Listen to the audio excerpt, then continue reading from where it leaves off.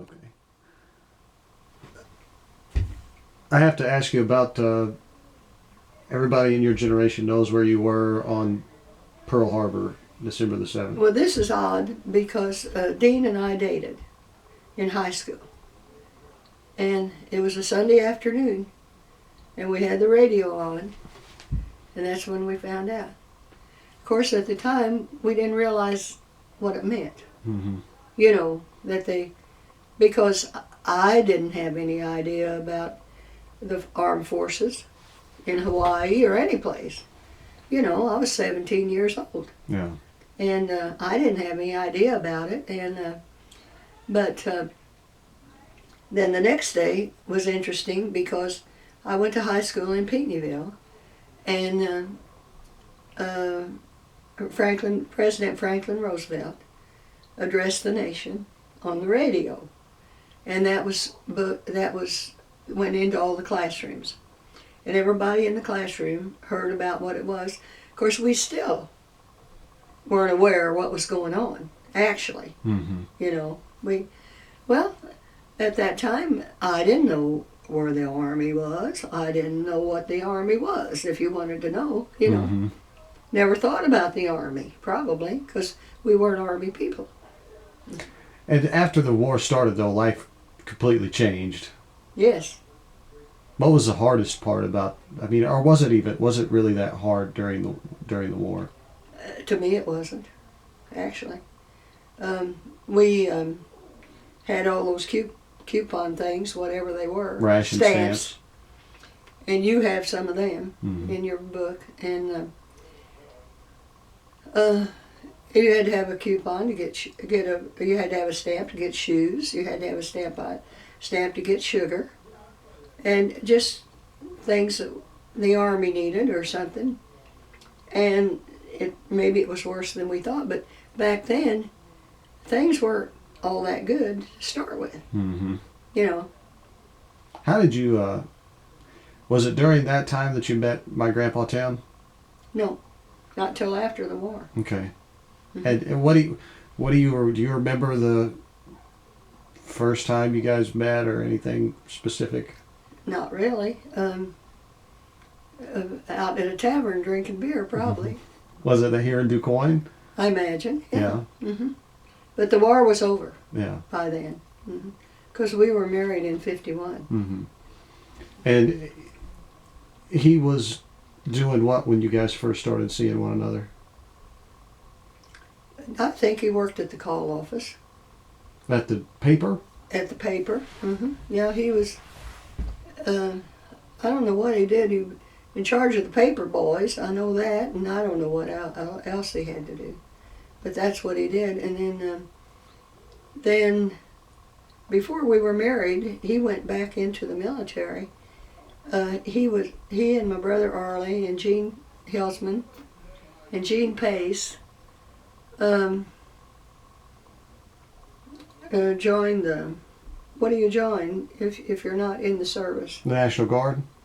Well, I guess. I don't know. And they had a good time. They went up to Scottsfield once a month and played soldier and really had a good time. And then they called him back into the military during the Korean conflict. Mm-hmm. And he went back into Korean conflict. And then we were married when he was in the military. Was that when you moved to Texas? No. No. We didn't move to Texas till after he got out of that. Okay. Mm-hmm. Why did you guys move to Texas?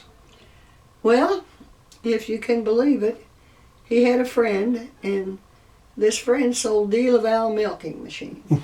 And he could get Tim a job.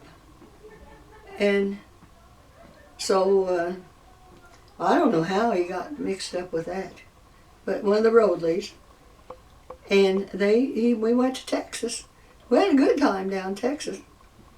But I can't, why he got involved in that, I have no idea. What do you remember about raising Joe? Well, I think he was scared to death of me. I don't know, but he didn't cause me any trouble, you know. And Was there a particularly specific funny story about him when he was a little kid? He was a nice little kid. Of course, all you kids have been. We haven't had any screaming kids. I don't know why we didn't, but we didn't. I don't think we were too. And Tim never touched Joe, but all I ever did was swat him in the butt, you know. And but he was a pretty good little kid. No. Of course, that's a long time ago. Actually, of course, he was born in '56. We were married Tim and I were married in '51, and Joe was born in '56. And I worked for the Illinois Power. Where was Dad born at? Marshall Browning. Okay. In Marshall Browning Hospital. And no, he was and he went to Catholic school, 8 years Catholic school, and that's all I can. I really can't remember anything specific because I know we had a mean kid in the neighborhood, and that kid had beat up on him all the time, so I told him to hit him. And one day I heard the most terrible screaming and carrying on, and Joe had hit that kid back, and that kid was screaming and running home, and he ran home, and his grandma lived across the street, and he ran over to grandma, and his grandma opened the door and got him in and closed the door. Yeah. And those kids couldn't get to him. So Joe cried because he wanted to hit that kid. I remember that. That was something I remember. I don't know how old he was then. Yeah. What do you enjoy the most about your life today? What do you, of all the things that you do in your life today, what do you enjoy the most? You know, I think I enjoy playing bridge. If you ever want to play a card game, that's the one to learn. It's tough. It's one. I think it's the best card game to go on. Of course, I enjoy going out with Dean. Yeah. You know, I've had a good life. I've like I told somebody not too long ago, if I died tomorrow, I'd just say, well, they could just say she had a good time. I did. I enjoyed. I enjoyed during the war. If a soldier came home, we had a party, and we danced. We danced. Oh God, every Saturday night, someplace just girls would go, and there'd be boys there from home on leave or something, and we had a good time. Yeah, I'll let you talk about that too. I should have asked you about that. Describe what a typical Friday night during the war was like for you. Well, we lived at the country club. And down the road, I don't know how many miles, 4 or 5, not anymore, maybe not that much, was Louis Osberg's Tavern. And they had a dance floor, and of course the bar, and we'd go there. And if there were any boys home on leave, they'd come, and it seemed like we always had somebody to dance with. And then if that we got so we didn't care about that, we went up to Du Bois. Somebody would have a car, one of us, and we would go up to Du Bois, and it was Joe, somebody's tavern up there. I can't remember his name now, but anyway, we'd go up there.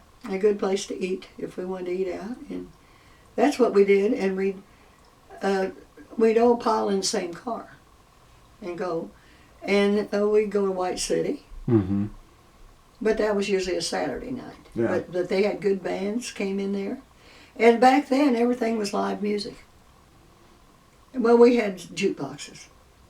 Did you see like Glenn Miller or any of those people? Would any of them stand out to you? I saw Harry James. I